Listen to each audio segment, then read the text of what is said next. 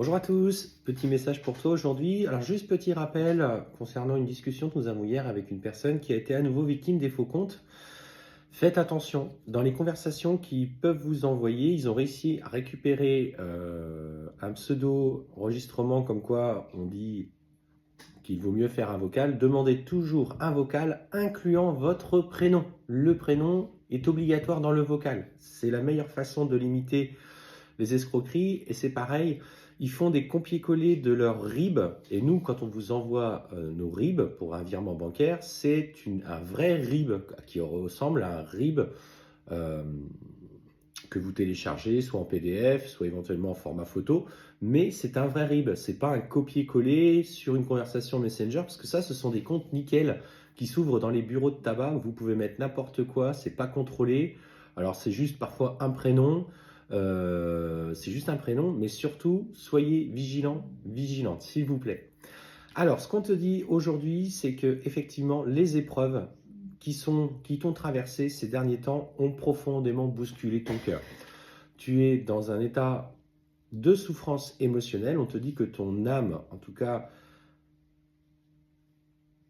a été profondément touchée par, que ce soit dans le domaine sentimental, professionnel, amical et familial, mais les épreuves se sont accumulées pour toi. Et on te dit effectivement que tu as été blessé au plus profond de ton cœur. Le message qui t'est adressé aujourd'hui, c'est lâche prise. Prends le temps de comprendre quelle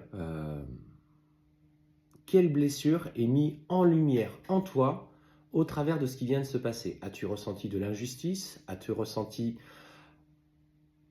de l'humiliation, de la trahison, le rejet, l'abandon? Pour ceux qui n'ont pas lu le livre Les 5 blessures de l'âme qui empêchent d'être soi-même de Lise Bourbeau, je vous invite à le lire. Ça récapitule un peu après les 5 blessures qui existent.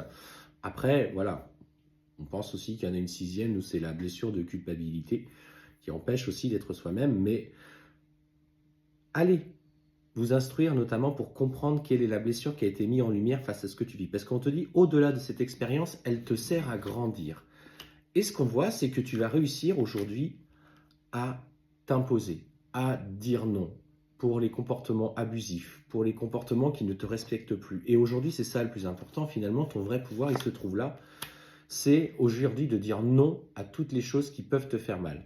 C'est un message plutôt personnel que je te délivre aujourd'hui. Il est important que tu t'écoutes, que tu arrêtes d'être dans la dépendance affective vis-à-vis des comportements d'un homme qui aujourd'hui est plutôt négatif et te fait plus de mal que de bien. Quelle que soit ta relation avec lui, que tu sois dans une relation toxique, karmique, ou que tu sois, excusez-moi, notre grosse mémère Sakura est en train de bâiller, que tu sois dans une relation de parcours sacré, quand votre amour, la personne pour qui vous vibrez, est dans des comportements qui ne vous conviennent pas, vous avez le droit d'imposer vos choix et de dire non, aujourd'hui ça suffit, je ne veux plus de ça pour moi. Qu'ils le prennent bien ou qu'ils ne le prennent pas bien, qu'ils s'éloignent de toi ou pas, l'important est de saisir que justement, toi, à partir du moment que tu sais ce qui résonne avec toi, et malgré qu'il y ait une distance qui s'installe, n'aie pas peur d'affronter cette réalité. Le but derrière ça, c'est prends l'expérience que tu as vécue et gagne en puissance. Ça va amener au plus profond de toi une force dont tu ne soupçonnes pas l'origine. Allez, on y va, on va voir un petit peu ce qu'on me dit.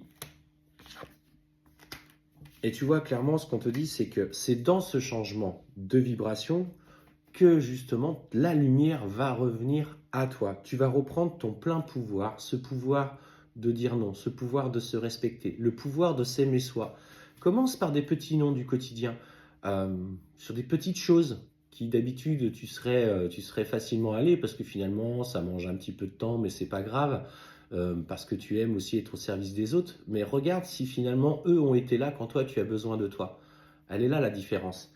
Et en reprenant ce plein pouvoir, tu vas changer ta vibration, tu vas plus te respecter. Alors il ne s'agit pas non plus, quand des personnes te sollicitent et que du coup tu sens que ça vibre, de t'éloigner indéfiniment des autres. C'est pas ça. C'est aujourd'hui, respecte-toi. Est-ce qu'on t'a suffisamment respecté à un moment donné? Est-ce que aussi on t'a te demander si toi, ton avis, quel était ton avis dans cette situation? Est-ce que finalement, on a voulu peut-être écouter plus l'avis d'une personne et toi, on t'a jamais cherché à obtenir une explication pour que tu donnes aussi tes avis sur les conflits que tu as pu avoir?